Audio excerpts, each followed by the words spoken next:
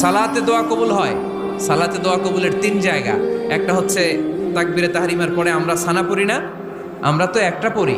আল্লাহর হাবিব সুন্নাহ এবং নফল নামাজে আরো পড়তেন সানা, ওই দোয়া কবুল হয়। 2 নম্বর জায়গা সালাতে সেজদায় পড়ে দোয়া করলে কবুল হয়। আকরাবু মা ইয়াকুনুল আবদু মির রাব্বিহি ওয়া হুয়া সাজিদ ফাকসিরু ফীহি দুআ। বান্দা যখন সেজদায় লুটিয়ে পড়ে, বান্দা আল্লাহর সবচেয়ে কাছে চলে যায়।